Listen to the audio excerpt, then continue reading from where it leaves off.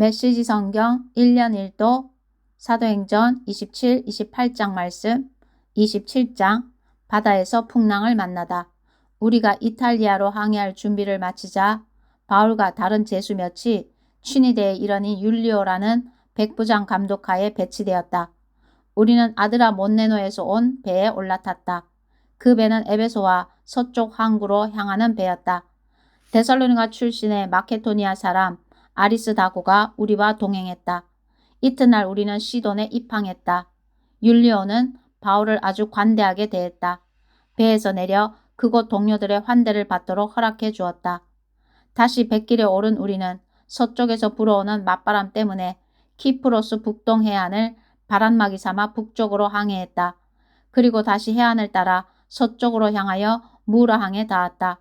거기서 백부장은 이탈리아로 가는 이집트 선박을 찾아 우리를 그 배에 옮겨 태웠다.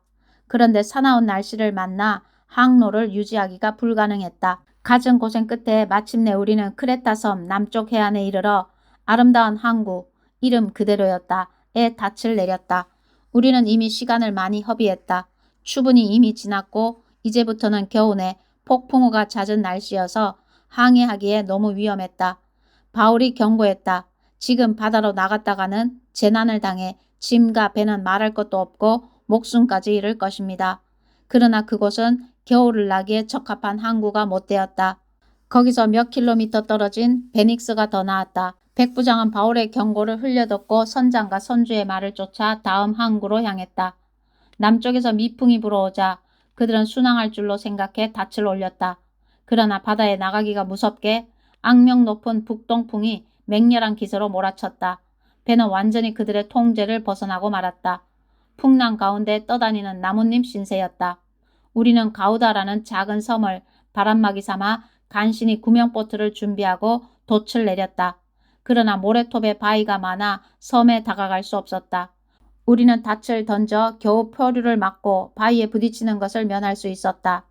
이튿날 다시 물결이 높아진 데다 폭풍우에 배가 큰 손상을 입어 우리는 배 밖으로 짐을 던졌다.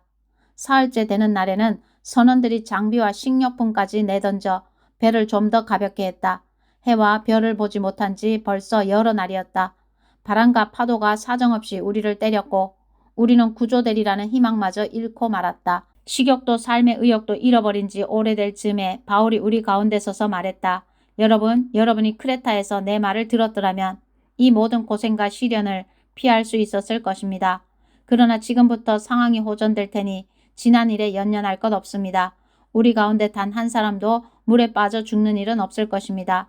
하지만 배도 무사할 것이라고는 말 못하겠습니다. 배는 파선할 것입니다. 지난밤에 내가 섬기는 하나님의 천사가 내 곁에 서서 말했습니다. 바울아, 포기하지 마라. 너는 장차 황제 앞에 설 것이다. 너와 함께 항해하는 사람들도 모두 무사할 것이다. 그러니 사랑하는 친구 여러분, 용기를 내십시오. 나는 하나님께서 내게 말씀하신 그대로 행하실 것을 믿습니다. 그러나 우리는 한 섬에 난파될 것입니다. 14일째 되는 날 밤에 우리는 아드리아해 어디쯤에서 표류하고 있었다. 자정 무렵에 선원들은 배가 육지 가까이로 다가가고 있음을 직감했다. 수심을 재어보니 약 40m였고 잠시 후에는 약 30m였다. 그들은 배가 좌초될까 두려워 닻을 내게 내리고 어서 햇빛이 나기를 빌었다. 선원들 가운데 몇 사람이 배에서 탈출하려고 했다. 그들은 뱃머리에서 닻을 더 내리는 척하면서 구명보트를 내렸다.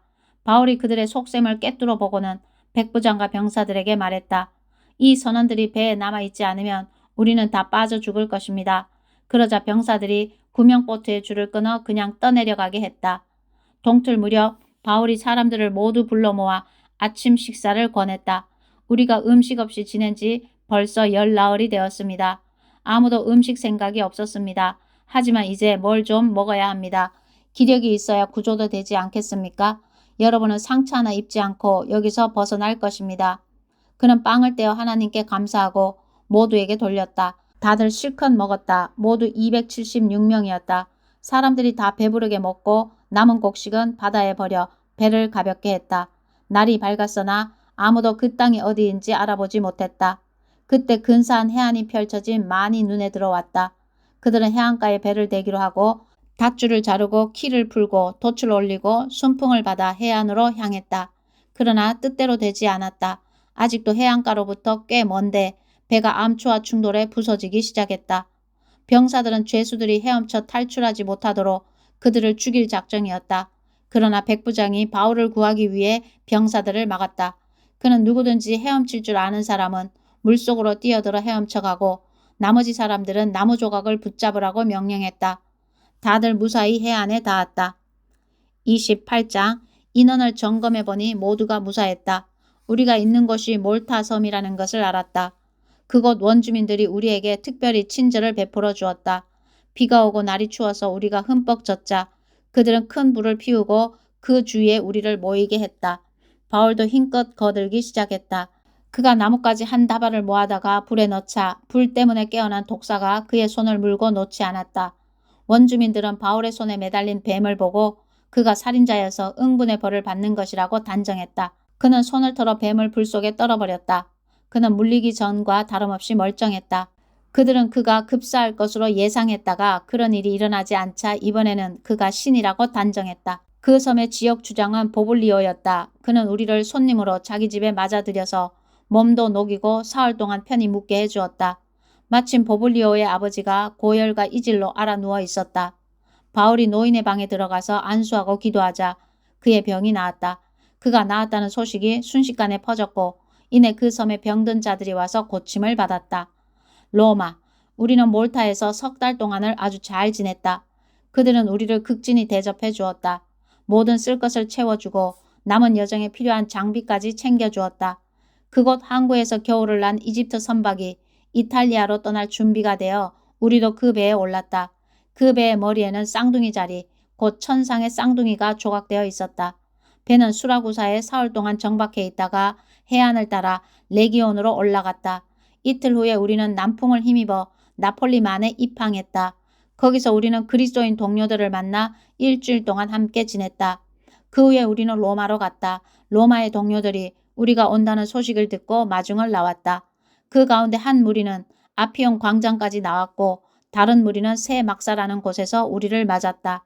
짐작하듯이 그것은 감정을 주체할 수 없는 만남이었다. 바울은 찬양이 흘러넘쳐 감사의 기도로 우리를 인도했다. 우리가 로마에 들어가자 그들은 바울이 그를 지키는 병사와 함께 개인 숙소에서 생활하게 해주었다.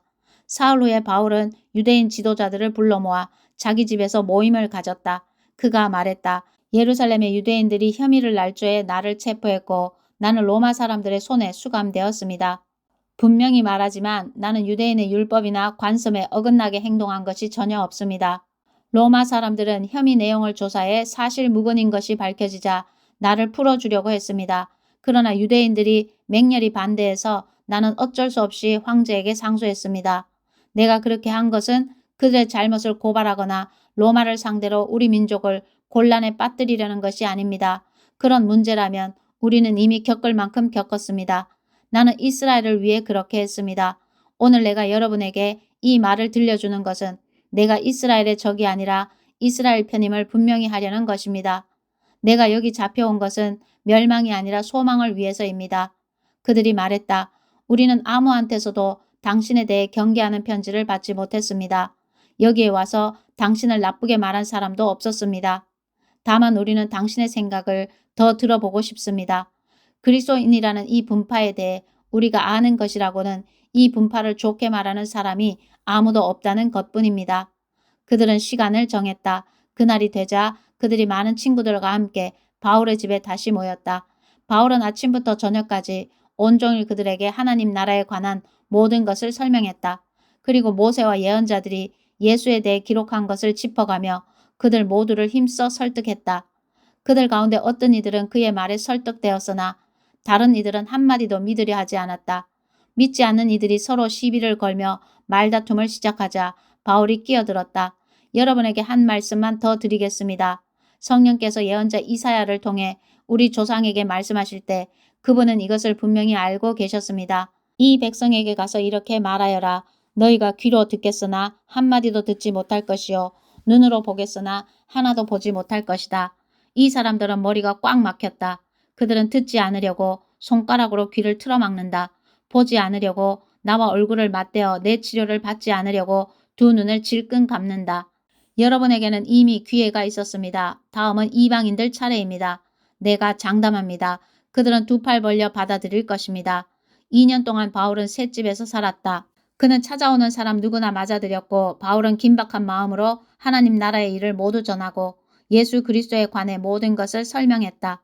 그의 집 문은 항상 열려 있었다. 아멘.